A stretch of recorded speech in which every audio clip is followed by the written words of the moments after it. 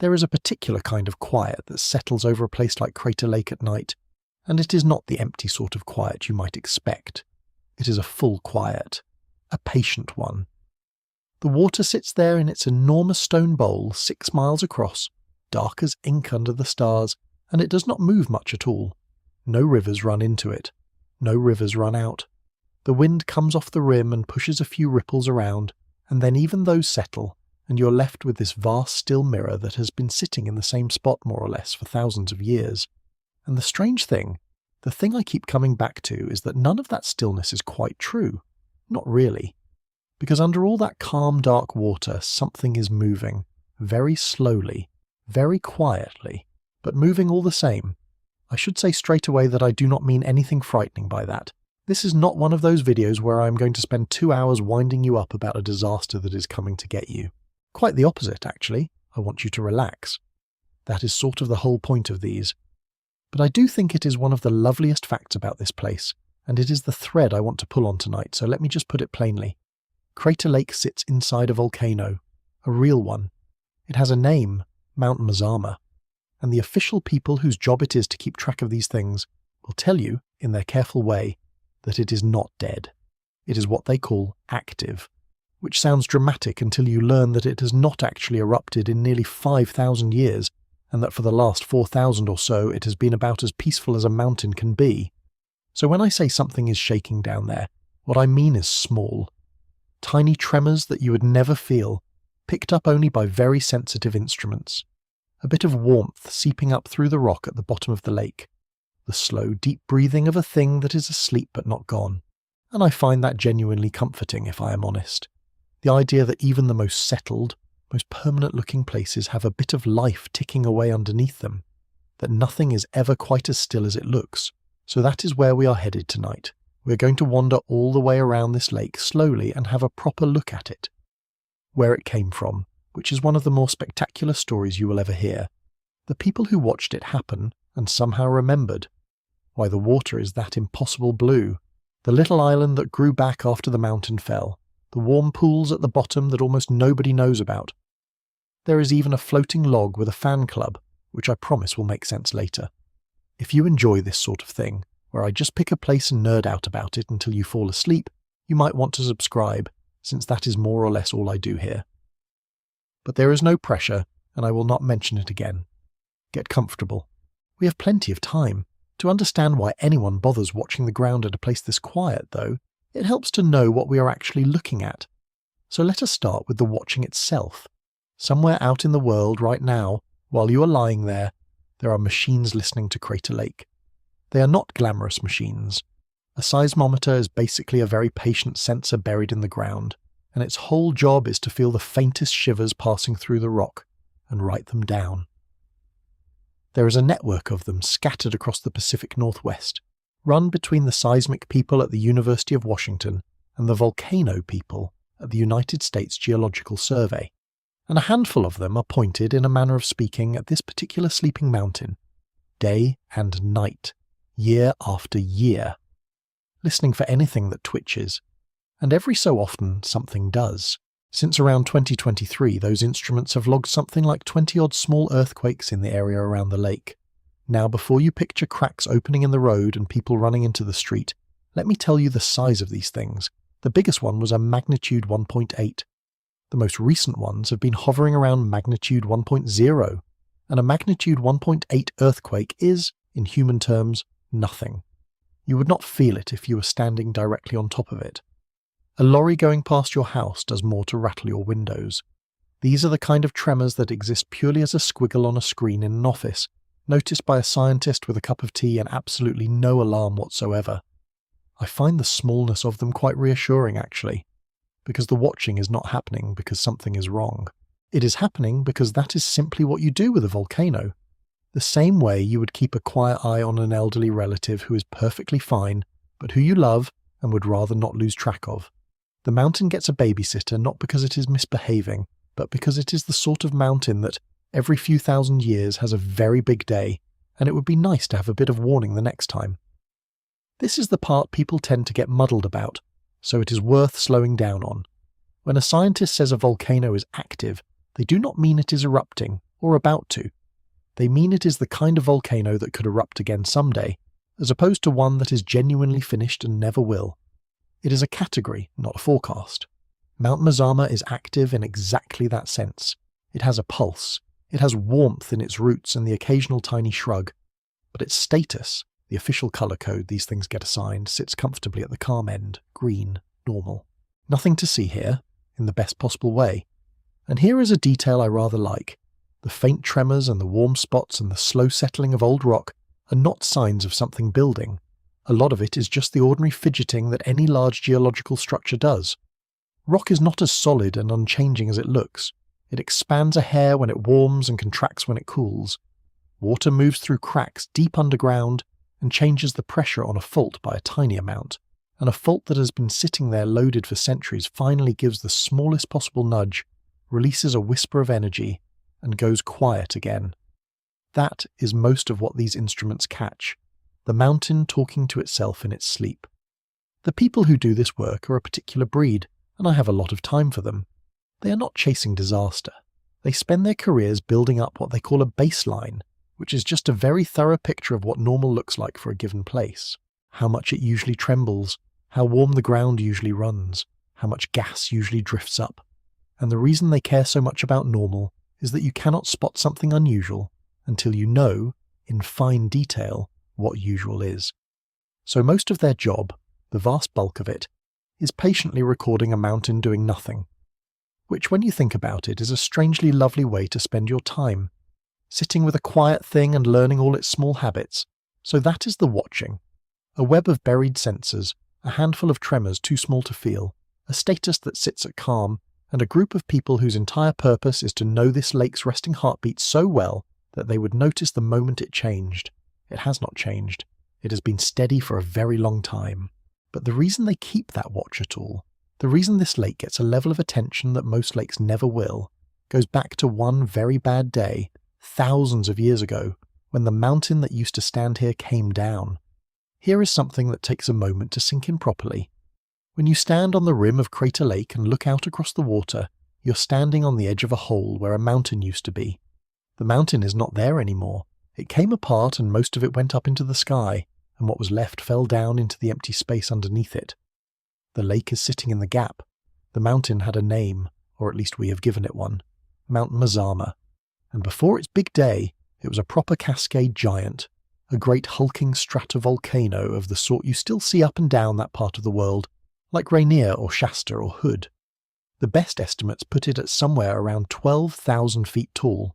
So picture that, a snow-capped peak towering over southern Oregon, the kind of thing you would drive towards for an hour and it would still look enormous. That was here. And then, roughly 7,700 years ago, it was not. What happened is about as dramatic as geology gets, and I want to give it the scale it deserves without turning it into a horror film, because it genuinely does not need the help. The mountain had been building up to this for a while. Underneath it sat a vast chamber of molten rock, and over thousands of years that chamber had been filling and changing, and getting more and more gas-charged, a bit like a bottle of fizzy drink that someone keeps giving a small shake. There were warning eruptions in the lead-up. One of them, a couple of 100 years before the main event, produced the thick pale flow of lava that we now call Lau Rock, which you can still see on the rim, and we will come back to that name more than once tonight because it gets around. And then came the climactic eruption, the big one. And by big I mean it was the largest eruption in the entire Cascade Range in the last 1,000,000 years, and one of the largest anywhere on Earth in the last 12,000. To give you something to measure it against, when Mount St. Helens famously blew its top in 1980, that was a serious eruption that people still talk about. Mazama produced something in the region of 150 times more material than that. It is almost a silly comparison. They are barely the same kind of event. The volume of ash and pumice that came out was so staggering that it did something quite useful in hindsight. It spread out across an enormous swathe of the northwest and beyond, and it settled into a layer in the ground that geologists can still find today, hundreds of miles away, neat and pale and unmistakable. They call it the Mazama ash, and it is genuinely handy, because if you're digging somewhere and you hit that layer, you know exactly how old it is. It is a bookmark in the planet's diary. One single afternoon, more or less. pressed into the earth across half a continent.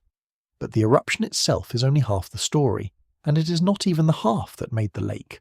Because when you empty a chamber that sighs out from under a mountain that heavy, you take away the thing holding it up, and the mountain did what anything does when the floor goes out from under it.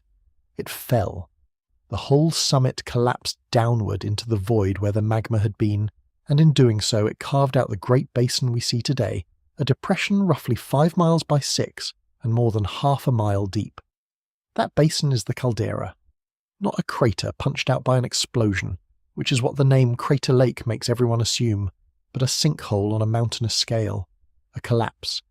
The mountain swallowed by its own emptied insides. Now Mazama did not appear out of nowhere to do this. This is the bit that I think gives the whole thing its weight. That mountain had been there, in one form or another, for the better part of 500,000 years. It was not a single tidy cone. It was a cluster of overlapping volcanoes that had been growing and dying and growing again over an unimaginable stretch of time, building themselves up out of layer after layer of lava. The oldest parts of the family, peaks like Mount Scott just to the east, had gone quiet long before the end. New vents had opened to the west. The whole thing was less a mountain and more a slow-motion committee of mountains, and it had been at it since before our species had really got going. And then, in the space of what may have been only days, it ended. 500,000 years of patient construction undone in an eruption that someone somewhere almost certainly watched, which is the part that always stops me. Because they did watch. People were here, and against every reasonable expectation they remembered it, and they passed that memory down, and it survived all the way to us. I want to tell you about the oldest story I know that you could still, in a sense, fact-check. The people who lived in this part of Oregon when the mountain came down were the ancestors of the Klamath people, sometimes known through the older name Makalak. They were here. We know they were here, and not just because it stands to reason. We know it because the eruption buried things, the way eruptions do, and among the things it buried were ordinary human belongings. Sandals, for one. Plain woven sandals pressed under layers of ash and pumice. The sort of thing a person leaves behind when they have to move quickly and do not come back the same way. You do not get more direct than that. Someone was walking round here, in their sandals, on the day the sky filled with fire, and the Klamath remembered. Not in writing, because there was no writing. They remembered the way the deepest human memories have always been kept, in stories, told and retold across more generations than I can really hold in my head. And the remarkable thing, the thing that genuinely gives me a bit of a chill in the good way, is how well the story matches what the rocks say actually happened. The version most often told goes something like this. There were 2 great spirits. Lao was the chief of the below world, and he lived inside the mountain, down in the dark underneath everything. Skell was the chief of the above world, the spirit of the sky, and he stood over on Mount Shasta, away to the south in what is now Northern California. The 2 mountains in the story are within sight of each other across the long distance, which they more or less are. Now Lao would come up sometimes, out of his mountain, and stand on the summit, and on one of these visits he looked down and saw the daughter of the Makalak chief, a young woman, and he fell completely for her. He offered her the world. In some tellings he promised her eternal life if she would come down and live with him inside the mountain, and she said no. She wanted nothing to do with him or his dark underworld nature, and she turned him down flat. Lao did not take it well. This is the part of the story where the geology starts bleeding through, because what a furious underworld spirit does, in the telling, is rain fire down on the people. He scorched the forests. He sent burning rock down on the Makalak, and they fled, some of them wading out into the lake to the south just to escape the heat, and in their desperation they called on Skell, the Sky Chief, for help. And Skell came. He came down and stood on his own mountain, and the 2 of them went to war across the dark, hurling fire and red-hot rock at each other through a sky that had gone black. And then, in the version I find most moving, 2 of the Makalak medicine men did something extraordinary. To try and turn the tide, to appease the spirits and save their people, they climbed up and threw themselves into the pit, into the fire, as a sacrifice. And Skell, seeing that, was so moved by their courage that he found the strength to drive Lao back, down, into the mountain, and the mountain fell in on top of him. When the sun finally rose, the great peak was simply gone. There was a hole where it stood, and the rain came, and over time it filled that hole with water, and that water became the lake. Now sit with that for a second, because look at what is encoded in there. A mountain that throws fire, a sky gone dark for what must have felt like an age, red-hot rock falling from above, which is exactly what a Plinian eruption does. It loads the sky with glowing debris that rains back down, people fleeing into water to survive, and then the mountain collapsing in on itself, the summit vanishing, a hole left behind, and the slow arrival of the lake. That is not a vague myth that happens to rhyme with the truth. That is, in its own language, a fairly precise account of a caldera-forming eruption told by people who saw it, and kept alive by mouth for something like 7,700 years, until a geologist could come along with his instruments and quietly confirm the details. The Klamath name for the lake is Giwas, and it was never just a pretty view to them. It was and is a sacred place, a potent one. The understanding was that this was not somewhere you wandered up to casually for a picnic. It was a place of real spiritual weight, somewhere you went prepared, in the right state of mind if you went at all. Some accounts say the lake was approached only by those ready for it. I think it is worth being careful here, and I will try to be, because there are two kinds of true sittings side by side in this story, and they are easy to muddle. There is the geological true, the eruption and the collapse and the rain, which the science lays out for us. And there is the cultural true, the meaning the Klamath hold about this place, which is theirs, and which is not a quaint old explanation waiting to be replaced by the real one. Both of those are real. A place can be a caldera and a sacred site at the same time, and treating the legend as merely a charming primitive guess at physics does a disservice to people who, frankly, kept a more accurate eyewitness record of this event than any written civilization managed. They watched a mountain die, and they did not lose the memory.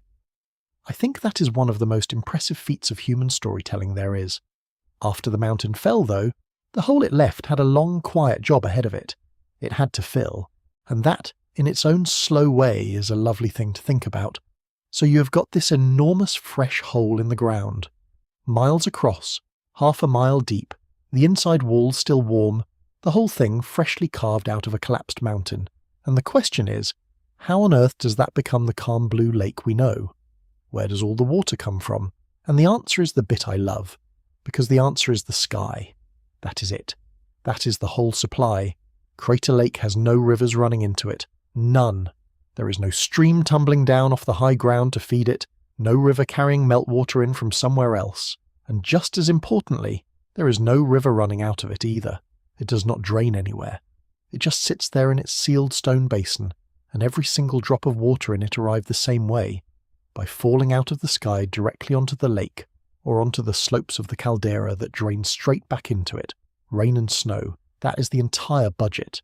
The lake is, quite literally, full of weather, and it took a while. After the collapse, the rain and the snowmelt began to gather in the bottom of the basin, and they kept gathering year after year, century after century, slowly creeping up the inside of those steep walls. The best estimates suggest it took something in the order of a few centuries to fill to roughly the level we see today, which on the one hand is a long time to wait for a lake. On the other hand, set against the unimaginable age of the mountain, a couple of 100 years of patient rainfall is the geological equivalent of filling the kettle. Now you would think a lake with water only coming in and nothing flowing out would just keep rising forever until it brimmed over the rim. But it does not. It found a level, and it has more or less held that level for a very long time. And the reason is a quiet little balancing act that I think is genuinely elegant. Water comes in from the sky, yes, but water also leaves, in two ways. Some of it evaporates off the surface, lifting back up into the air it came from, and some of it seeps out through the floor and walls, because volcanic rock is porous and full of cracks, and it lets a slow trickle escape down into the ground rather than over the top. So you have got the sky filling it up on one side of the ledger, and evaporation and seepage quietly draining it on the other, and the two have settled into a near-perfect truce. The amount of water that moves through this system every year is not small either. It gains and loses something on the order of tens of billions of gallons annually, a constant slow exchange, and yet the level barely budges. The lake is not stagnant, it is more like a bath with the tap running and the plug not quite in, holding steady because the flow in and the flow out have found each other. I think there is something quite soothing in that, honestly. This vast body of water that looks utterly fixed and eternal is actually in a state of constant gentle replacement, the same way a flame looks like one steady thing, but is really a river of new gas catching light moment by moment. There is one more consequence of all that water that I want to mention, because it surprises people, and it surprises them most in winter. Up on that rim, the winters are ferocious. We will spend proper time later on just how much snow falls up there, because it is a frankly absurd amount. And you would expect a lake sitting in the bottom of a snowbound caldera in the Oregon mountains to freeze solid every year, the way smaller mountain lakes do. It almost never does. The surface might skim over with a thin crust now and then in a hard spell, but a full freeze, the whole lake locking up under ice, is genuinely rare and historically has happened only a handful of times. And the reason is sheer bulk. There is so much water in this lake, such an enormous volume of it, that it holds onto its warmth with real stubbornness. Think about how long it takes a big pot of water to come off the boil compared to a small cup. Same principle, scaled up to something almost beyond imagining. All that depth, all that mass, stores up the warmth of the summer and lets it go so slowly that even a brutal mountain winter cannot pull the heat out fast enough to freeze it through.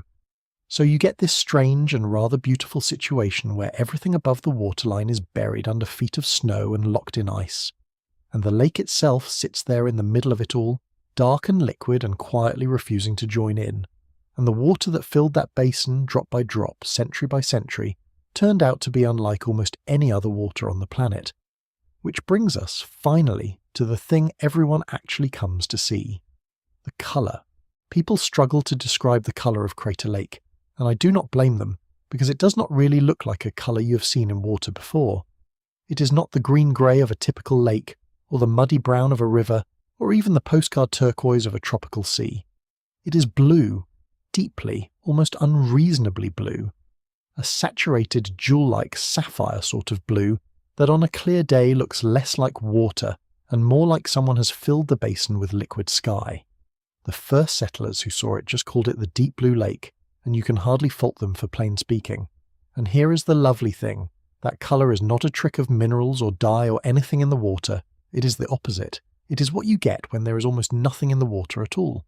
Let me explain what is going on, because it is one of those bits of everyday physics that is quietly delightful once it clicks. Sunlight, the white light coming down onto the lake, is actually a bundle of all the colours mixed together. When that light goes down into water, the water starts absorbing it, but it does not absorb all the colours equally. It is greedy for the long wavelengths first. The reds and the oranges and the yellows get soaked up and disappear quite quickly as you go deeper. The short wavelengths, the blues, are the ones that survive. They get scattered around instead of absorbed, bounce back up through the water and out to your eye. So in any deep, clear body of water, the light that makes it back to you is mostly blue, because blue is the colour that does not get eaten on the way down.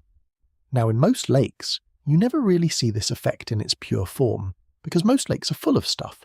Silt washed in by rivers, algae feeding on nutrients, bits of organic matter, pollen, dust, the general murk of a place that has things flowing into it.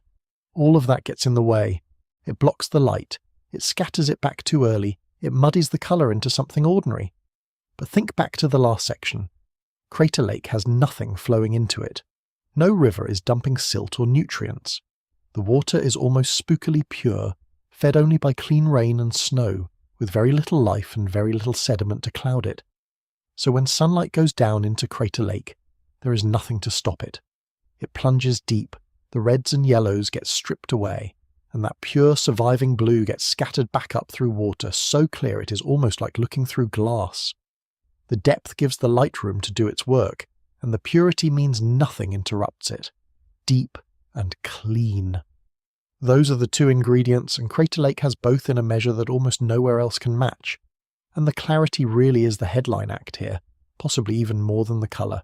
Scientists measure how clear water is with a wonderfully low-tech tool called a Secchi disc, which is, I'm not exaggerating, just a plain white disc that you lower into the water on a rope until you can no longer see it. Whatever depth it vanishes at, that is your clarity reading. In a normal lake, you might lose sight of it after a few meters. In a murky pond, after a few feet. At Crater Lake, they have lowered that white disc down and still been able to see it well past 30 meters down. Past 100 feet. That is among the clearest fresh water ever measured anywhere on the planet.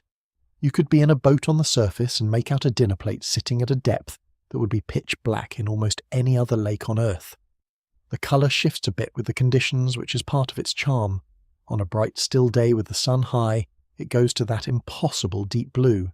When clouds roll over, or the wind roughens the surface, or the light comes in low at the end of the day, it shades into steelier, softer tones, and around the shallower edges near the shore you sometimes catch a hint of green, where the light is bouncing off the rock below before it has had the full depth to work on it. No 2 days are quite the same. It is a colour that pays attention to the weather. I will add one small, more sober note, because the scientists have, and it would be wrong of me to leave it out. Over recent decades they have noticed the clarity dipping very slightly.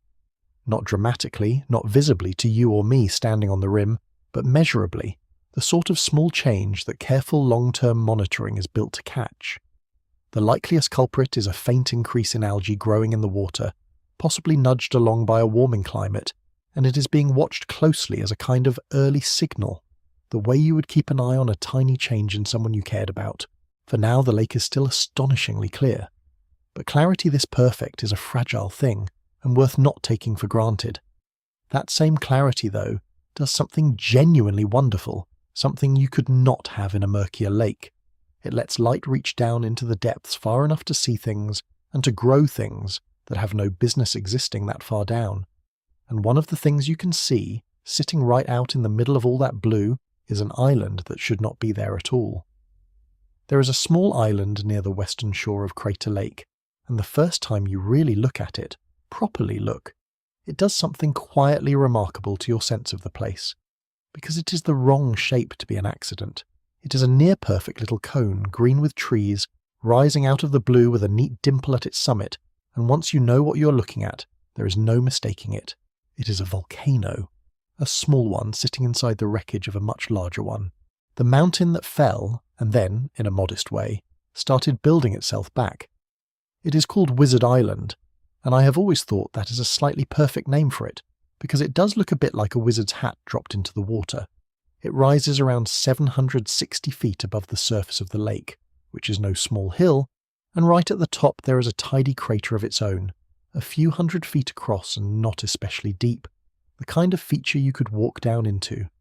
In the summer months you can actually get a boat out to it and climb it, and stand in the little summit crater of a baby volcano that grew up inside the corpse of its parent. I find that a genuinely strange and lovely thing to be able to do. Here is what happened. The collapse that formed the caldera was not quite the end of Mazama's volcanic life. It was the end of the old mountain, certainly, but the system underneath was not finished. In the years and centuries after the great eruption, while the basin was still filling with rainwater, fresh lava kept finding its way up through the floor of the new caldera. And it built things. Wizard Island is the most obvious of them. A cinder cone piled up out of loose volcanic rubble and ash, eruption by eruption, growing taller even as the lake rose around its feet. So you get this almost cinematic image if you let yourself picture it. A small volcano slowly building itself upward on the floor of a great stone bowl, while at the same time the bowl is steadily flooding with water, the two racing each other, until the water won and left just the top of the cone poking out as the island we see today. And Wizard Island is only the part you can see. This is the bit that not many people know, and it is one of my favourite facts about the whole place. There are more volcanoes down there. Hidden ones. Beneath the surface, out of sight under all that blue, the same post-collapse activity built at least a couple of other features that never made it above the waterline. There is a broad rise on the caldera floor that geologists call the central platform. There is a beautifully symmetrical cone down in the depths called Meriam Cone, a proper little underwater volcano that was constructed entirely below water, and so never got the chance to become an island. It just sits there in the dark, a perfect peak that no one will ever stand on. And then there is the youngest of them all, and the one that matters most for our story tonight, because it is the last word the volcano has spoken. Tucked against the eastern flank of the Wizard Island structure, down beneath the surface, there is a small dome of a particular kind of lava called rhyodacite, and the best dating we have puts its formation at around 4,800 years ago. That dome is, as far as anyone can tell, the most recent eruption Crater Lake has ever produced. The final flicker. After it formed, the volcano went quiet, and it has stayed quiet more or less ever since. So when I said at the very start that this place has not erupted in nearly 5,000 years, that is the thing I was counting from. That little underwater dome on the side of Wizard Island. The last time the mountain actually did anything you could call an eruption, it built that, and then it settled down to sleep, and it has been sleeping through the entire span of recorded human history and then some. I keep coming back to the gentle irony of it. The eruption that made this place was a catastrophe by any measure, the violent end of an ancient mountain, and then, almost as if to soften it, the same restless ground turned around and started making new land in the very wound it had carved. A small green island, a hidden cone in the deep, a modest dome of fresh rock, destruction, and then, quietly, a bit of creation on the floor of the same hole. There is something in that I find genuinely comforting on a night like this. But if Wizard Island is the part of the story you can see from the rim, the part you can photograph and sail out to and climb, then the floor of the lake, the real floor, far down in the cold and the dark, is where things get quietly stranger. Because the warmth that built those cones never entirely went away. And in the late 1980s, somebody went down there to find it.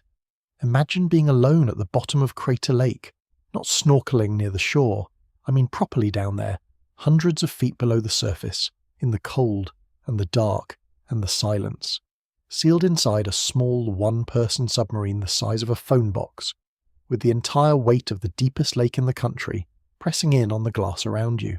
That is where a handful of scientists actually went, and what they found is, to me, the real heart of this whole story. Because this is where the shaking and the warmth I mentioned right at the start stop being an abstract idea and become something you could reach out and touch. The story starts a bit earlier, in a quieter way. For a long time, people assumed the bottom of Crater Lake would be cold, dark, and fairly dead. Why wouldn't it be? It is a deep mountain lake fed by snowmelt. But in the 1970s and into the 80s, researchers started measuring the heat coming up through the lake floor, and the numbers did not match the boring story. There was more warmth coming up from below than there should have been if the volcano were truly finished. Something down there was still putting out heat, and the only way to really know what was going on was to go and look. So in 1988 and 1989, a research team brought in a small submersible called Deep Rover and started making dives, 16 of them, give or take, down to the floor of the lake. And what they saw down there genuinely rewrote what people thought this place was. There were vents, warm springs seeping up through the floor of the caldera, carrying water that had been heated and loaded with dissolved minerals from deep in the rock. In a couple of places, this enriched water had pooled in low spots on the lake bed and formed actual pools. Pools at the bottom of a lake, which is a wonderfully strange thing to wrap your head around. These were warmer than the surrounding water, and far saltier, in some cases something like 10 times saltier than the lake around them, dense enough that they sat in their hollows like little brine ponds on the floor, with their own visible edges, a lake within the lake. They gave them names, and the names are a treat. The main pool area in the south-central part of the floor got called Lao's Bath. There it is again, Lao, the old underworld chief from the legend, his name now attached to a warm, salty pool at the very bottom of the lake that fills his mountain. I do not know who chose that name, but I would like to shake their hand because it is perfect. The dark spirit of the below world given a warm bath in the deep. Off in the northeastern basin there was another set of them, the Palisades Point pools. And around the vents the team found strange formations, including one feature they nicknamed the brain mat, which gives you a fair idea of what it looked like. But the pools were not even the best part. The best part was that things were living on them. All around the warm vents and the salty pools, the floor was covered in thick mats of bacteria, dense, colourful, living carpets of microbial life, sitting down there in the cold dark where, by every normal rule, very little should be able to make a living. And the reason they can is the bit that I think is properly wonderful. These bacteria are not living off sunlight, the way nearly everything we're used to does. There is barely any light that far down. They are living off the chemistry. The water seeping up from the vents is rich in iron and sulfur, and these microbes have worked out how to feed on that, pulling their energy straight out of the minerals dissolved in the warm water rising from below.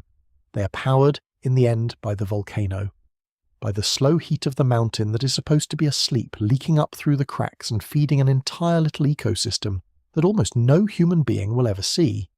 And that is the thing beneath Crater Lake. That is what is stirring down there. Not a monster, not a disaster waiting in the wings. Warmth. Mineral-rich water rising gently through ancient rock. Pools of brine sitting in the dark. Living mats of bacteria quietly making a feast out of iron and sulfur, sustained by the faint, patient heat of a volcano that has not properly woken in nearly 5,000 years but has never quite gone cold either. The whole reason this lake gets watched, the whole reason it counts as active rather than finished, is sitting right there on the floor, breathing slowly, keeping a little world alive. I think about those scientists in their tiny sub sometimes. One of them later described being down there, 600 feet under, alone, collecting rocks, when a couple of seals on the submarine started to leak and water began pooling around his feet in the dark. He got out fine, but there is something about that image. A single human being in a bubble of glass at the bottom of a sleeping volcano's lake, surrounded by warm pools and living mats and the quiet heat of the deep earth, that captures this place better than almost anything else I could tell you. Most of what lives in this lake, though, lives much closer to the light, and a fair bit of it, as it turns out, was never supposed to be here at all. Here is a fact that catches almost everyone off guard. For most of its existence, Crater Lake had no fish in it whatsoever. None. Not a single one. And when you think about it for a moment, it makes complete sense, even if it sounds wrong. Remember how the lake formed. A mountain collapsed, leaving a sealed basin with sheer walls, and then it filled up purely with rain and snow falling from the sky. There was no river for fish to swim up, no connection to any other body of water, no way in. The lake was born isolated, walled off from the rest of the world by half a mile of cliff, and so the fish simply never arrived. For thousands of years it was a vast, pure, cold lake, with no fish at all, just the microscopic life drifting in the water and whatever could survive in that strange clean emptiness. An entire deep blue world with no one swimming in it. That changed because of people, and the story of how is a slightly awkward one that I think is worth telling honestly.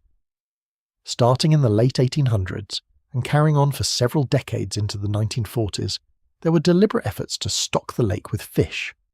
Buckets and cans of young fish, hauled up to the rim and tipped into the water, the idea being to give visitors something to catch and to make the place feel a bit more like people thought a lake ought to be.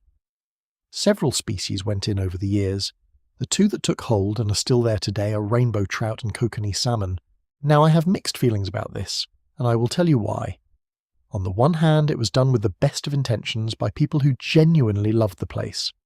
On the other hand, dropping fish into a lake that spent thousands of years with none is the sort of thing that quietly rearranges an entire ecosystem.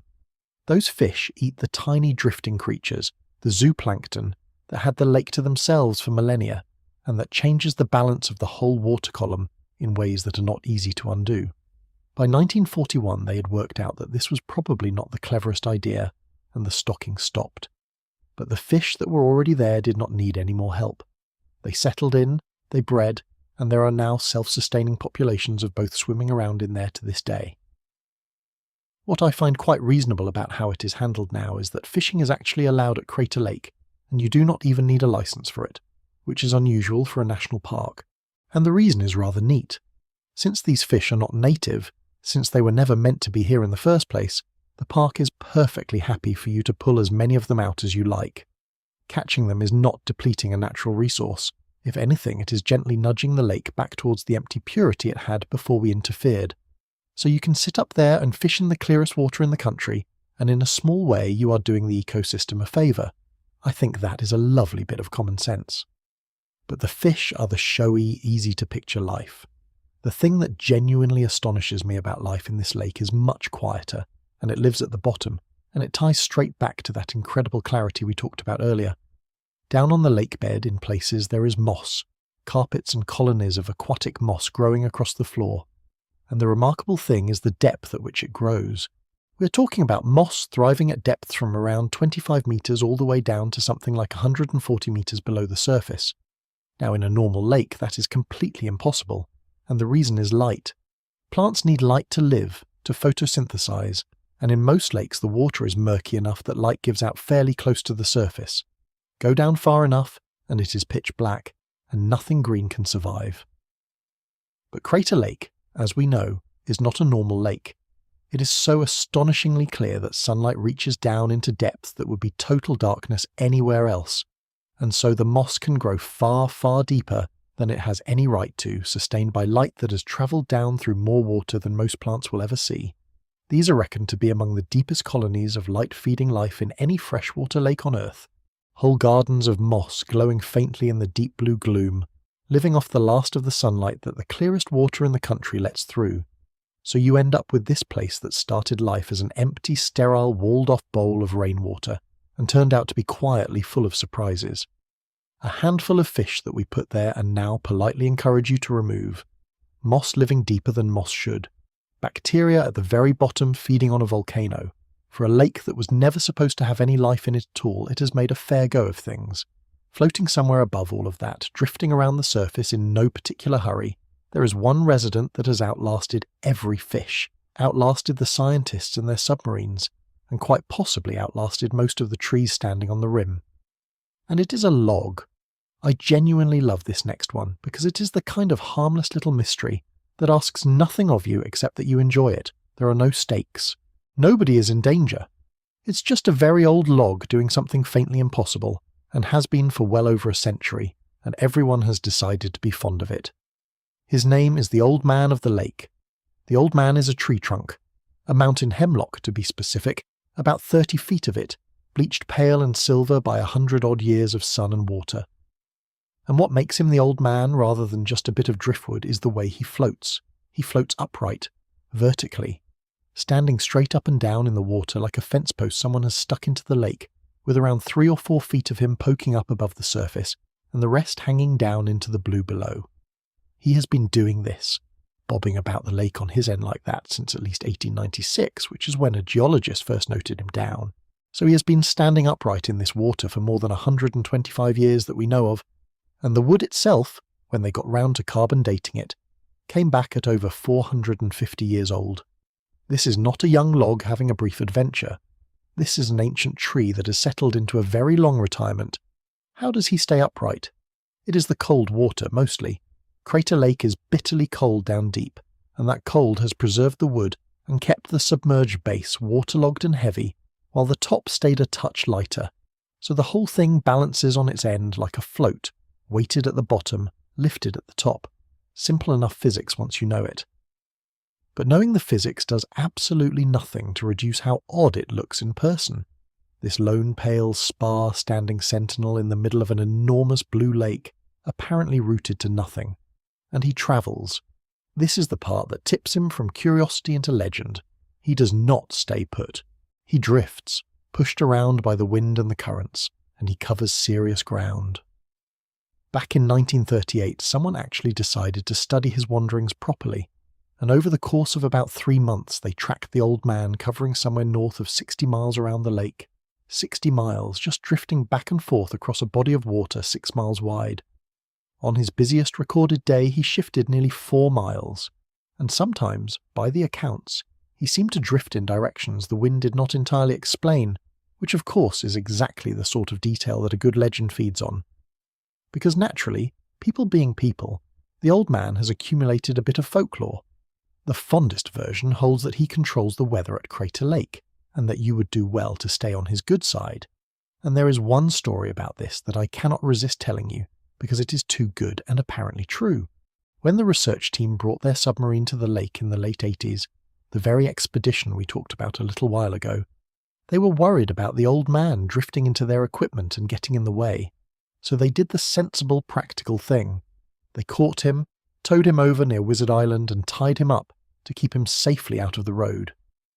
And the story goes that almost immediately the weather turned. Storms blew in, conditions got rough, and the whole operation was thrown into difficulty until somebody, half joking and half not, suggested they had better let the Old Man go. So they untied him. And things, the tale says, settled down. Now, am I telling you that a floating log controls the weather over a volcanic lake in Oregon? No, obviously not. The storms were storms. But I will say that I completely understand why the people who spend their lives up there choose to believe it a little bit anyway, and I think the lake is richer for the story. There is something about a place this strange and this old that almost demands a resident spirit. And if it has to be something, a 400-year-old hemlock standing upright in the deepest lake in the country and wandering wherever it pleases is a far better candidate than most. So that is the old man, still out there, somewhere on the surface tonight, standing straight up in the cold dark water, drifting slowly to wherever the wind decides to take him, keeping his own counsel, as he has done since before your great-great-grandparents were born.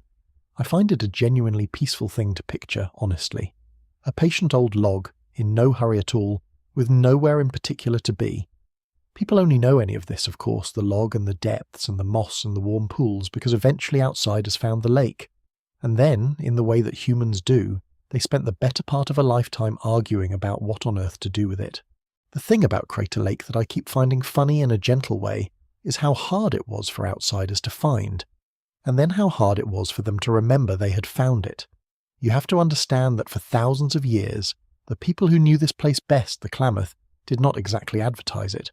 As we talked about, it was sacred ground to them, a place of real spiritual weight, not somewhere you brought strangers for a chat. So when settlers and prospectors began moving through southern Oregon in the 1800s, the lake stayed hidden in plain sight, tucked up in the high country, not on any of the routes people were taking, and not something the locals were keen to point the way to. The usual telling of the first sighting lands in 1853. A small group of prospectors were up in the mountains, chasing a rumour of gold, as people tended to be in those years, and while they were poking around the high ground, a few of them crested a rise and quite suddenly found themselves looking at this. An enormous, impossibly blue lake sitting in a ring of cliffs, with a little wizard hat island near one shore. They named it, with the straightforward honesty of tired men who were not expecting any of this, the Deep Blue Lake. And then, this is the part that gets me, they basically forgot about it. There was no gold there. The whole reason they were up the mountain was money, and the lake, for all its beauty, was not money. It was just a view. So they came back down, mentioned it to a few people, and the discovery sort of evaporated.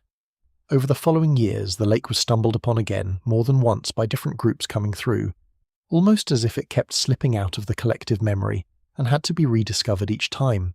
It picked up a few different names along the way before the one we use now stuck. For something so vast and so striking, it had a remarkably hard time staying found. What finally changed its fortunes was one man with what I can only describe as a very specific and lifelong obsession. His name was William Gladstone Steele, and the story goes that he first heard about Crater Lake as a boy, reading a scrap of newspaper, and was hooked by the idea of it years before he ever laid eyes on the actual water. When he finally did get there as a young man, that was it. He was gone, completely taken with the place, and he decided more or less on the spot that this lake needed to be protected properly and permanently, so that it could never be carved up or spoiled or handed off to whoever fancied it. And then he spent the next 17 years of his life on it. 17 years. Lobbying, writing, campaigning, badgering politicians, dragging officials and scientists up to the rim to see the thing for themselves in the hope that it would work on them the way it had worked on him. He was, by all accounts, relentless about it in a way that probably made him slightly exhausting to be around, and thank goodness he was, because it worked. In 1902, Crater Lake was formally established as a national park, the 5th one in the entire country. And Steele earned himself a nickname that stuck, the Father of Crater Lake, which after 17 years of single-minded effort he had more than earned. There is something I find genuinely touching about a person who finds one thing in their life that matters that much to them and simply refuses to let the world ignore it. After that, slowly, the place became what it is now. A grand old lodge went up on the rim, perched right on the edge with the whole blue expanse laid out below it. A road was built that loops all the way around the caldera the rim drive so you can circle the entire lake and watch the colour shift as the light comes at it from different angles. And the visitors started coming, and they have never really stopped. These days, something in the region of 700,000 people make the trip up to the rim every year, to stand where those prospectors stood and have the same reaction, more or less, that everyone has always had. A sort of stunned quiet, and then a reach for the camera, and then the slow realization that the camera is not going to manage it. I do like that the lake's whole modern existence as a place people can visit and love comes down to the Klamath keeping it sacred for thousands of years, a few gold hunters who found it by accident and could not be bothered with it, and one gloriously stubborn man who would not shut up about it for the better part of 2 decades. That is a very human chain of events to have produced something this serene. But if you actually make the journey up there yourself, especially for a good chunk of the year, the first thing that greets you is not the blue at all. The lake is often the second thing you notice. The first thing is the snow. Picture the rim of Crater Lake in deep winter. The light goes thin and silver and low. Everything is white. Not dusted with white, not pretty postcard white, but buried. The whole landscape rounded off and smoothed over under an absurd weight of snow. The trees turned into shapeless white lumps. The road gone entirely. The world reduced to soft curves and that enormous dark eye of liquid water sitting calmly in the middle of it all, refusing to freeze. The snow up there is frankly ridiculous, and it is one of my favourite things about the place. Crater Lake sits high in the Cascades, right in the path of wet weather coming in off the Pacific, and when all that moisture hits the cold high ground it comes down as snow, and it comes down and comes down and comes down. The yearly average these days is something in the region of 42 feet of the stuff. 42 feet. Let that settle for a second. That is not the depth on the ground at any one moment, thankfully, because a lot of it melts and compacts as the season goes on. It is the total that falls over a winter. But still, a place that routinely receives 40-odd feet of snow a year is one of the snowiest inhabited spots in that whole part of the country. It makes Crater Lake less a lake you visit and more a lake you dig your way down to for half the year. There is a slightly wistful footnote to that number, mind you, and it is the same quiet theme we touched on with the water clarity. The snowfall has been easing off over the long run. Back in the 1930s, when they started keeping proper records, the average was higher, more like 50 feet a winter. So somewhere between then and now, the lake has lost the better part of 10 feet of its annual snow, on average, which is exactly the kind of slow, undramatic shift that you would never notice from one year to the next, but that adds up to something real over a lifetime. The mountain is still getting hammered with snow, just a touch less than it used to. The instruments notice, they always do. What the snow does to the rhythm of the place is the part I find genuinely lovely, though. For a good stretch of the year, the roads that ring the lake simply close. The Rim Drive, that loop we talked about that lets you circle the whole caldera in summer, gets handed over to the winter. Cars cannot manage it, so the park gives it to skiers and snowshoers instead. And what that means is that for months at a time, the busiest, most photographed national park rim in Oregon goes quiet. The 700,000 visitors thin out to a scattering of hardy souls on skis. The lodge closes up, the car parks vanish under the drifts, and the whole place settles into this profound, muffled stillness, the particular silence you only get when deep snow has swallowed every sharp sound, and there is hardly anyone around to make one anyway. I think that might be the version of Crater Lake I would most like to see, honestly. Not the summer one with the boats and the crowds and the queue for the viewpoint, lovely as that is. The winter one. The empty one. Standing on the rim in the cold with the snow squeaking under your boots and your breath hanging in the air, looking down at that vast dark lake sitting there in its bowl of white, perfectly liquid, perfectly calm, while the entire world above it is frozen solid. There is a strangeness to that contrast that I find almost dreamlike. Everything frozen except the one thing you would most expect to be ice. The lake just sitting there, dark and patient and warm enough at its great depth to shrug off the whole winter. And underneath all of it, of course, the same quiet business carries on regardless of the season. The instruments keep listening under their blanket of snow. The warm pools keep sitting in the dark at the bottom, entirely indifferent to whether it is July or January up top. The bacteria keep feeding on their iron and sulphur. The old man keeps drifting, or gets locked in place if a rare thin crust does form. Winter rearranges everything you can see and changes nothing you cannot. The surface of the place transforms completely, twice a year, in and out of all that snow. The deep stays exactly as it always is. I will not make too much of it, but there is something I like in that contrast. All the drama up top, the snow and the crowds and the seasons coming and going, and underneath it all the lake simply carrying on at its own unbothered pace, the same in January as it is in July. The rim itself is not just a place to stand and look, by the way. It is worth a slow walk in its own right, because every cliff and crag and oddly shaped spire up there is a page torn out of the mountain's history, if you know how to read it. And some of them have very good stories. Llao Rock first, because we keep bumping into that name, and it is finally time to give it its moment. If you look at the northern wall of the caldera, there is a great hulking mass of pale, thick lava sitting in the cliff face, hundreds of feet of it, like a frozen wave that never broke. That is Llao Rock. And it is older than the lake, which is the interesting bit. It was put there by one of those warning eruptions in the lead up to the main collapse, a couple of centuries before Mazama came down, when the volcano coughed out a huge, slow flow of sticky lava that filled an old hollow in the mountainside and then set hard.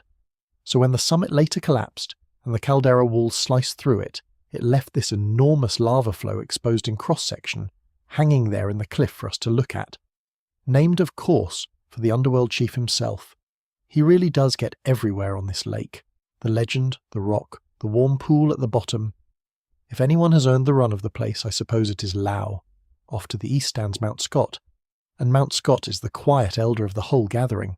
It is the highest point in the park, a proper peak you can hike, and it has the best view of the lake there is, the whole blue circle laid out below you from up high. But the reason I find it special is its age. Mount Scott is one of the oldest pieces of the entire Mazama family, built by some of the very first eruptions in this area, back near the start of that 500,000-year story. It went quiet and extinct long before the climactic eruption ever happened, while younger volcanoes grew up to the west and eventually became the doomed summit. So Mount Scott just stood there through the whole drama, the old grandfather of the cluster, already ancient and finished when the big day came, and it survived the collapse off to the side. It is still there now, watching over the hole where its younger relatives used to be. Then there is the Phantom Ship, which is my personal favourite, and the name tells you exactly what it is. Down in the southeastern part of the lake there is a small, jagged little island, all spires and ridges, and from a distance, in the right light, it looks uncannily like an old sailing ship drifting on the water, masts and all. When the mist is on the lake, it half vanishes and reappears, which is presumably how it earned the ghostly name. But here is the lovely secret of the Phantom Ship.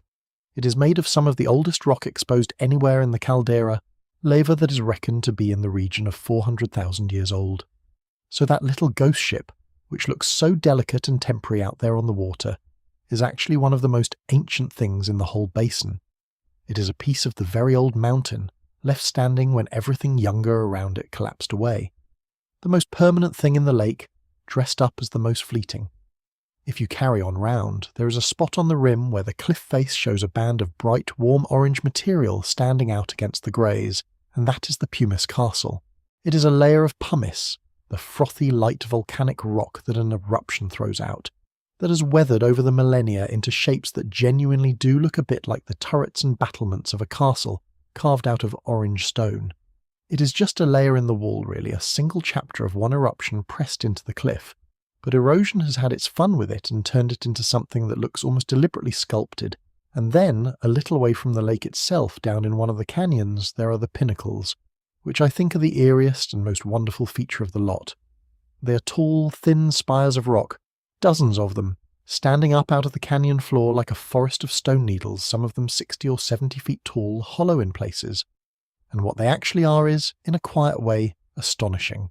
When all that hot volcanic material came pouring out during the eruptions and settled into the valleys, it was full of gas, and that gas kept escaping upward through the deposit for a long time afterward, rising through the same channels over and over. And where the gas vented, it baked and cemented the loose material around each channel into something harder than the stuff beside it.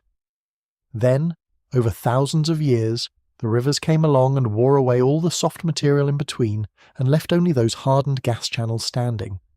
So the pinnacles are in effect the fossilized ghosts of the vents through which the dying eruption breathed out its last gases. Stone chimneys with the fire long gone. You're looking at the shape of escaping gas, frozen, and then uncovered. I find that genuinely beautiful, all of which loops us back round, gently, to the thing we started with at the very beginning of the night. Because every one of these features, the old lava, the ancient ship, the breathing spires, was made by a volcano. And that volcano, for all that it built such quiet and lovely things, is not actually finished. Before we get round to what the future might hold for this sleeping mountain, and we will, I want to sit for a while with something I've mentioned in passing but never really let land: the depth. Because Crater Lake is deep in a way that is genuinely difficult to picture, and I think it deserves a proper go. The deepest point of the lake goes down to around 1,943 feet. That is roughly 592 metres, and that single number, once you actually hold it in your mind, is one of those facts that quietly reorganises how you think about the place. It is the deepest lake in the entire United States. There is no body of fresh water anywhere in the country that goes down further than this one, and on the scale of the whole planet it still holds its own comfortably, sitting somewhere around the 7th or 8th deepest lake on Earth, keeping company with a handful of enormous ancient lakes in places like Siberia and East Africa. For a lake that is only 6 miles across, sitting in a collapsed mountaintop in Oregon, that is a remarkable thing to be. The trouble with a number like 1900 feet is that it is too big to feel. So let me try it a different way, because someone cleverer than me already worked out the comparison, and it is a good one. Imagine you could take the Statue of Liberty and stand her at the deepest point of the lake, then imagine stacking the Eiffel Tower on top of her, and then, on top of that, the Washington Monument. You would have this absurd tower of monuments rising up through the dark water, and at the deepest point of Crater Lake, the top of that whole stack would still sit roughly 100 feet beneath the surface. Lady Liberty's torch, held up at the very top of the pile, would still have 100 feet of cold blue water over it. That is how far down the bottom of this lake is. You could lose 3 of the most famous structures humans have ever built, end to end, in the deep of it, and never see so much as a torch break the surface. And here is what that depth means for the water itself, which ties back to nearly everything we have talked about tonight. That much water is an enormous reservoir of stillness and cold. The sunlight, even in the clearest water on the continent, only penetrates so far before the dark takes over completely. So the great bulk of the lake, the vast majority of all that volume, exists in permanent cold blackness. The temperature down in the deep barely changes from one season to the next. Up at the surface, the water warms a little in the summer sun, into the low 40s Fahrenheit if you are lucky, which is to say still bracingly cold. But go down past the first stretch, and the temperature settles to something just above freezing, and simply stays there, year-round, century after century. It is one of the most stable cold environments you could imagine. While the rim above goes through its wild swing of seasons, buried in snow one half of the year, and baking under the mountain sun the other half. The deep water just sits there in the dark at the same few degrees it has held for thousands of years. There is a stillness to that I find almost overwhelming if I think about it too long. Most of this lake, the great dark majority of it, is a place where nothing much happens and nothing much changes. No light. No warmth to speak of, apart from those few faint vents on the very floor. No seasons, no weather, just cold, still, ancient water, holding its level and its temperature with the patience of something that has nowhere to be and all the time in the world. The surface is the part that lives and shimmers and gets photographed, but the surface is only the thinnest skin over a vast, calm, sunless deep that almost never sees a living thing and almost never feels a change. When people stand on the rim and look at Crater Lake, they are really only seeing the lid of it. The top few feet, lit and blue and lovely. Everything that actually makes it the deepest lake in the country is hidden below, in a darkness that goes down further than 3 monuments stacked on each other could reach. I think that is worth remembering the next time you see a picture of it looking serene and shallow and bright. There is an almost unimaginable amount of quiet, dark water underneath that pretty blue surface, just sitting there, being still. And this lake, for all that it feels like its own sealed little world up in the mountains, is not alone. It is one bead on a long string of fire mountains that runs the length of that whole part of the world. Most of them, like Mazama, are sleeping, but they are all, in a sense, family. Cast your mind back to the legend for a moment, to Lao on Mount Mazama and Skell standing over on Mount Shasta, hurling fire at each other across the dark. There is a geological truth tucked inside that image that I think is rather wonderful, and it is this. Those 2 mountains really are kin. They are both volcanoes, both part of the same great line of them, and the story of 2 fire spirits on 2 distant peaks is, in its way, a story about the chain of volcanoes that runs down the spine of the Pacific Northwest. That chain is called the Cascade Range, and the reason it exists at all is happening far out of sight, off the coast and deep underground. Out under the Pacific there is a slab of the Earth's crust slowly sliding eastward and diving down beneath the edge of North America, sinking into the hot depths below the continent. It is an unbelievably slow process, a few centimetres a year, the pace of a fingernail growing. But as that slab sinks down into the heat, it releases water locked up in its rock, and that water does something slightly counterintuitive. It lowers the melting point of the rock above it, causing it to melt and form magma. That magma, being lighter than the solid rock around it, rises, and where it reaches the surface, you get volcanoes, a whole line of them, strung out parallel to the coast, marking the place where that sinking slab is feeding, melt up from below. So that is what the Cascades are, a row of fire mountains built by a slab of seafloor quietly drowning beneath the continent. And it is a proper roll call of famous peaks, Mount Baker and Glacier Peak up in Washington, Mount Rainier, that enormous glacier giant looming over Seattle, Mount Adams, Mount St. Helens, Mount Hood, Mount Jefferson, the Three Sisters, Newberry. And then, as you carry south, Mazama, our mountain sitting in the line, and below it, Medicine Lake, and then Shasta, Scales Mountain, and finally Lassen down in California. A string of them, dozens of major peaks running for hundreds of miles. And here is the part that fits the mood of tonight. The overwhelming majority of them, almost all of the time, are doing exactly what Mazama is doing, sleeping, sitting there looking like permanent eternal mountains, snow-capped and serene, with not the faintest hint of fire about them.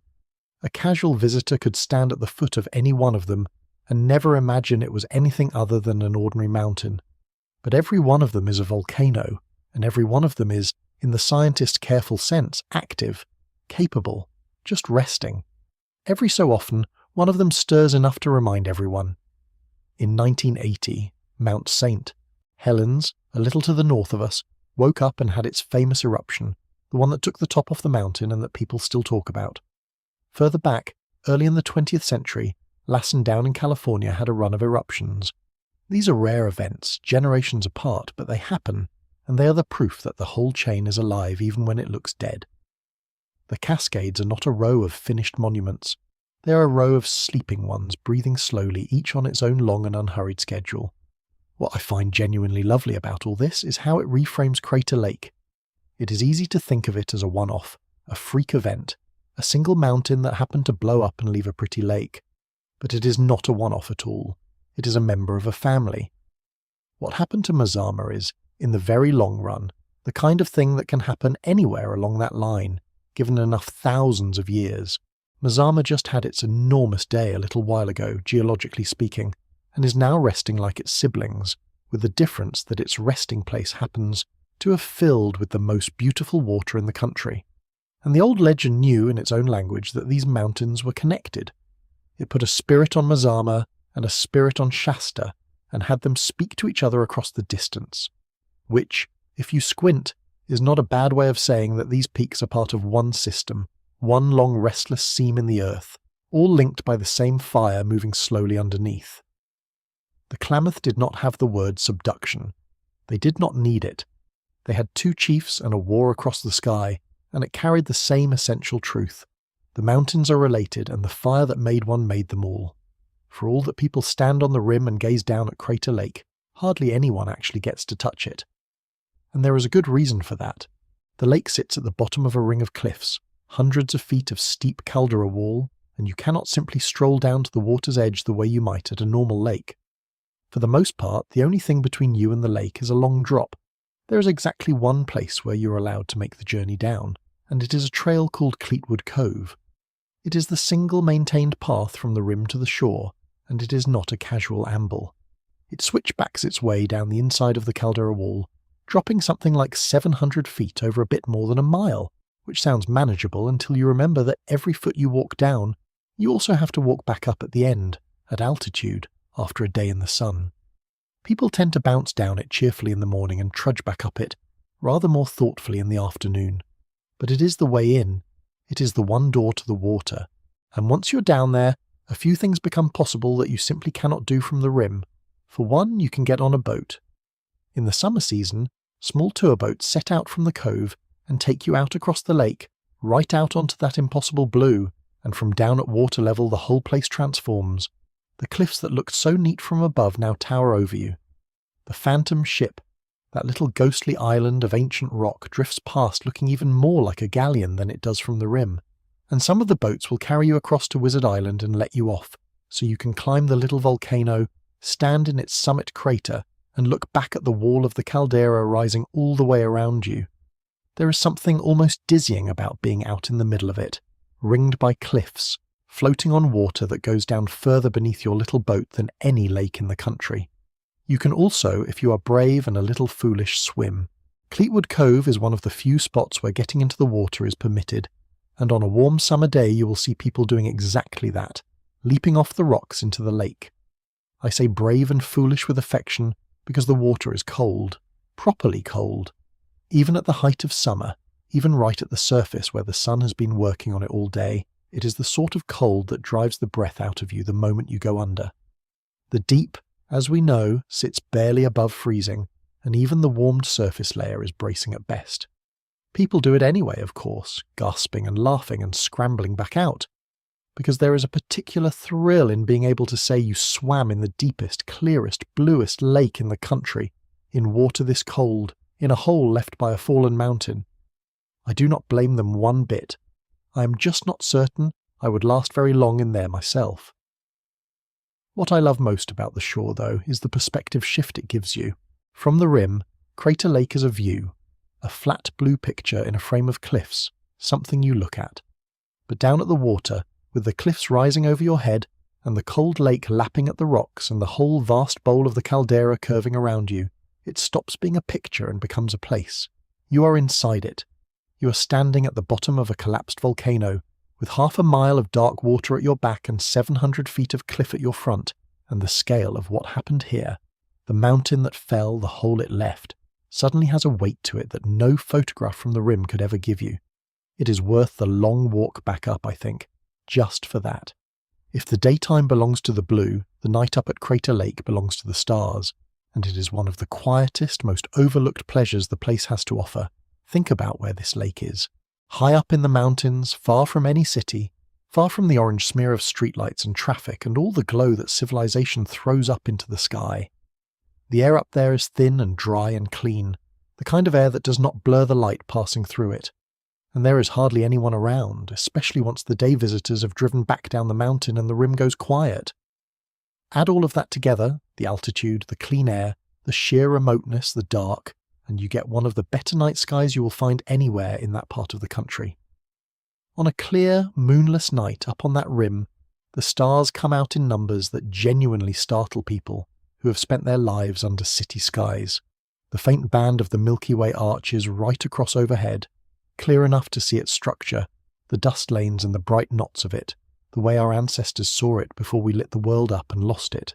The park knows what it has, and during the warmer months the rangers run night sky programs up there. Telescopes set out, people gathered in the cold dark, learning their way around the constellations and taking turns peering at the rings of Saturn or the craters of the moon. There is something rather fitting about that. Standing on the rim of one crater, looking through a telescope at the craters of another world. The same forces, more or less. Rock and impact and fire written across the sky and across the ground you're standing on.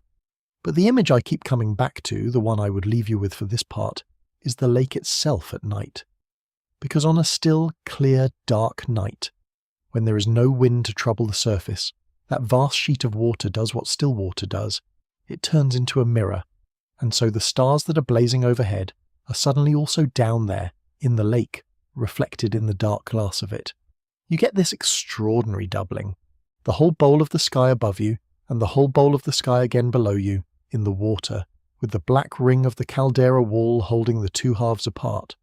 Stars above and stars beneath, and you standing on the thin rim between them in the cold, in the silence, with the deepest lake in the country lying perfectly still at your feet and pretending to be the night sky. I do not think there are many places on earth where you can stand inside the wreckage of an ancient volcano on the edge of half a mile of cold dark water and look down to see the stars reflected back at you. It is the sort of sight that makes people go very quiet and stay that way for a while. And the lake, of course, does not care whether anyone is there to see it or not. It does this every clear night, with an audience or without one, holding the sky in its surface and then letting it go again at dawn. It has been doing it for thousands of years, and it will carry on long after all of us. There is a comfort in that, I think. The idea of a quiet, beautiful thing happening over and over in the dark, asking nothing of anyone, just happening. Because that is what the place does. When the sun comes back up over the caldera and the stars fade out of the water, the place that looks so empty and silent in the dark turns out to be quietly full of life, and it is worth a gentle word before we head back down to the deep. The slopes and the high country around Crater Lake are forested, and the forests up there are the patient, hardy kind that grow where winters are long and the soil is thin. Mountain hemlock, for one, the same tree our floating old man was in his first life, before he ended up bobbing about the lake. Whitebark pine higher up, gnarled and wind-bent, clinging on at elevations where most trees give up. Lodgepole and fir lower down. These are not lush, crowded woods. They are spare and open and tough, trees that have made their peace with 8 months of snow and a brief hurried summer, and there is a real beauty in that toughness once you start noticing it. The animals are the same sort, small and stubborn and well suited to a hard place. There are pikas up in the rocks, those little round-eared relatives of the rabbit that spend the whole short summer frantically gathering grass into hay piles to see themselves through the winter, and that have a sharp little squeak you will hear before you ever see them. There are marmots sprawled on warm rocks in the sun, looking, as marmots always do, like they have absolutely nowhere to be. There are deer drifting through the trees at the edges of the day, and the occasional black bear minding its own business, and overhead the Clark's nutcracker, a clever grey and black bird with a long history tangled up with the whitebark pines, whose seeds it buries by the thousand and then, remarkably, mostly remembers where it put them. And then there is the summer, which up here is a sort of glorious panic. Because the snow lingers so very long on the rim, the growing season is painfully short, just a few warm weeks before the cold comes back. So when the snow finally melts off the meadows, everything that wants to flower has to do it all at once, in a hurry, before the window closes, and for a brief stretch the high meadows go off like fireworks in slow motion. Wildflowers crowding up through ground that was buried under feet of snow only weeks before, blazing away in the short sun, racing to bloom and a seed before winter shuts the door again. It does not last long. But while it lasts, it is one of the loveliest things up there. All that colour packed into so little time, as if the whole mountain were trying to make a year's worth of summer happen in a fortnight. There is one strange exception to all this life that I cannot resist mentioning, because it ties right back to the eruption. Off to the north of the lake there is a wide, flat, oddly bare plain that people call the Pumice Desert, and it is bare not because nothing tries to grow there, but because of what it is made of. When Mazama came down, it dumped an enormous depth of pumice and ash across that area, and pumice is poor stuff for a plant to live in. It is light and loose and holds almost no nutrients, and it drains water away too fast for roots to make much use of it. So thousands of years later, while forest has crept back over most of the region, that one plain is still struggling to recover, still thinly vegetated, still visibly scarred by the eruption. A patch of near desert in the middle of the mountains, kept that way by a single afternoon of falling ash thousands of years ago. The land remembers, the same way the lake floor does. It just remembers out in the open where you can walk across it. So the rim is not the dead white silence it pretends to be in winter. It is forest and bird and small busy mammal, brief furious flowers and an old pumice scar that never quite healed. All of it living its careful, seasonal life around the edge of that great still eye of water. And speaking of remembering, of the land keeping a record of what happened to it, let us go back down, one last time, to the place that keeps the most complete record of all, the floor. We have spent a fair bit of tonight at the bottom of the lake with the warm pools and the bacteria, but there is one more thing down there I want to tell you about, and it is less alive but in its own way just as remarkable. The floor of Crater Lake is a record, a diary. Everything that has happened in this caldera since the day it formed has, in one way or another, settled to the bottom and been written down in the mud, and if you know how to read it, you can leaf back through the whole story. People started properly reading it back around 1979, when a geologist used acoustic imaging to map the lake bed, which is a clever bit of work. You send sound down through the water, and into the sediment, and you listen to how it bounces back off the different layers underneath. And from that you can build up a picture of the structure of the floor, layer by layer, a bit like the way a medical scan builds up a picture of the inside of a body without cutting it open. And what that revealed was that the bottom of the lake is not just a featureless bowl of mud, it is layered, banded, built up over thousands of years out of countless fine deposits, each one a thin page laid down on top of the last. Most of those layers arrived gently. Over the centuries, the steep walls of the caldera shed their fine material slowly into the water, and dust and silt drifted down through the depths and settled out across the floor in patient, even sheets. Year after year, a little more. That is the slow, quiet bulk of the record. The everyday accumulation of a lake just being a lake for thousands of years. But not every layer arrived gently, and this is the part I find genuinely gripping. Every so often, something dramatic happened. A great mass of material would let go from the caldera wall all at once, a collapse, an underwater landslide, and come roaring down the steep slope into the deep in a single violent rush. These events leave their own unmistakable signature in the floor, a coarse jumbled layer quite different from the fine stuff above and below it, and the scientists have found a fair few of them. Some of these old underwater avalanches were enormous. Down on the caldera floor, beneath the places where the walls bulge inward, there are deposits containing blocks of rock that are genuinely difficult to believe. We're talking about individual chunks, single blocks, measuring up to nearly 300 meters across. Pieces of the caldera wall the size of small hills that broke loose at some point in the deep past and slid down into the dark and came to rest on the bottom, where they have sat ever since, buried slowly under the gentle rain of finer sediment in the centuries that followed. I think about that sometimes. Down there, under all that still blue water, in the cold and the permanent dark, there are these vast ancient blocks, the wreckage of old collapses lying exactly where they fell. Nobody saw them fall. There was no one to hear them, or perhaps there was, in the very old days, someone on the rim who felt the lake shudder and never knew why. And there they rest, swallowed by the deep recorded in the floor, a layer in the diary that says, on such and such a long ago day, a piece of the wall let go. So the floor of Crater Lake holds the whole history of the place in order, oldest at the bottom, newest on top. The patient centuries of fine, drifting sediment, the occasional violent layer of an underwater avalanche, the ashen rubble from the post-collapse eruptions that built Wizard Island and its hidden siblings, the slow filling of the lake itself, is all there, stacked up in the mud, waiting in the dark. Most of the planet's history is lost, worn away, recycled, gone. But here, in this sealed, cold bowl where almost nothing disturbs the bottom, an unusually complete account has been quietly kept. The lake has been writing in its diary the entire time, and it has never lost a page.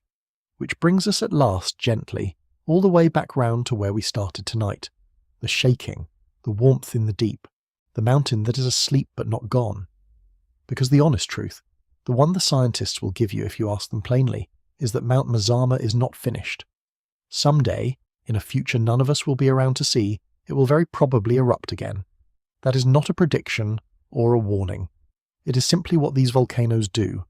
A mountain that has been active for an almost unimaginable stretch, that built Wizard Island only a few thousand years ago, that still leaks warmth through its lake floor and still produces the occasional tiny tremor, is not the sort of mountain that has truly gone cold.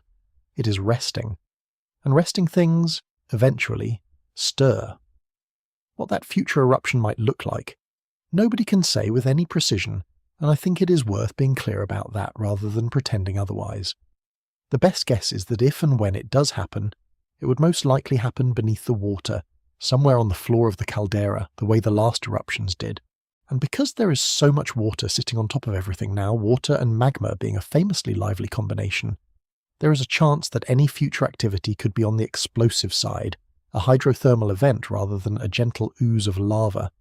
But all of that sits behind an enormous reassuring caveat, which is this. It has been around 4,800 years since the last eruption. For something like the last 4,000 of those, the place has been about as quiet as a volcano gets. Nobody is expecting anything. There is no countdown.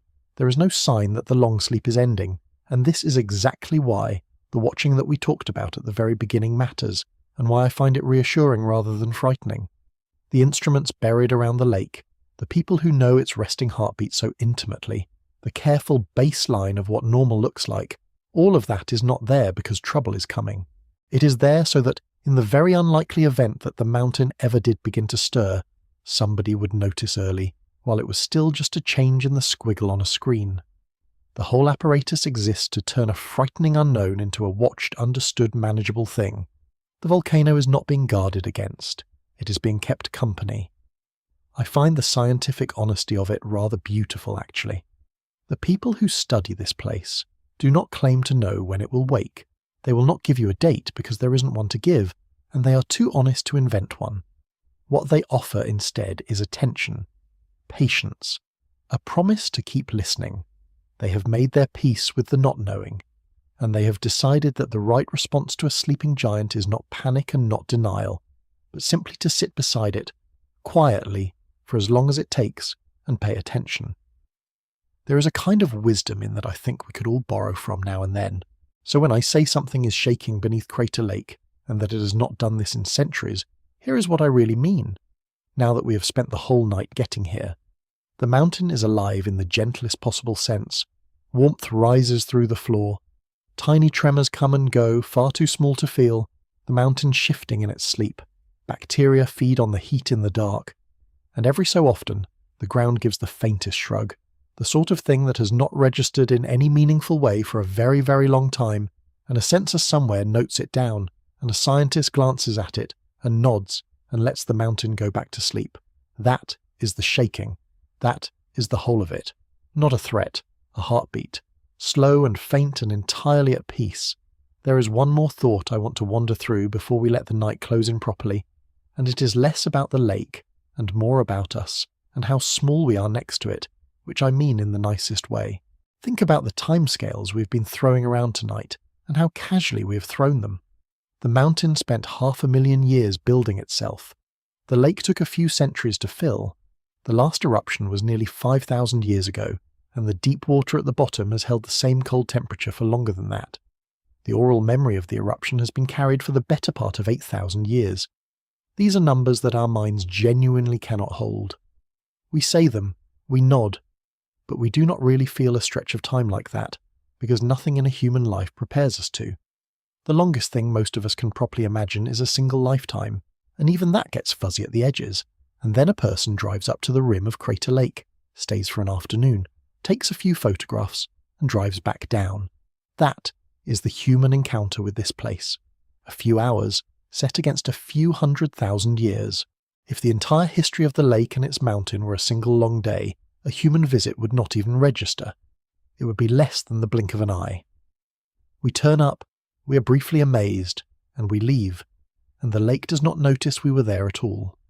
I find that genuinely calming rather than depressing, and I have thought about why. I think it is because there is a kind of relief in standing next to something that does not need you, that was here for an unimaginable stretch before you arrived and will be here for an unimaginable stretch after you're gone, that carries on with its slow business entirely regardless of whatever is worrying you that week.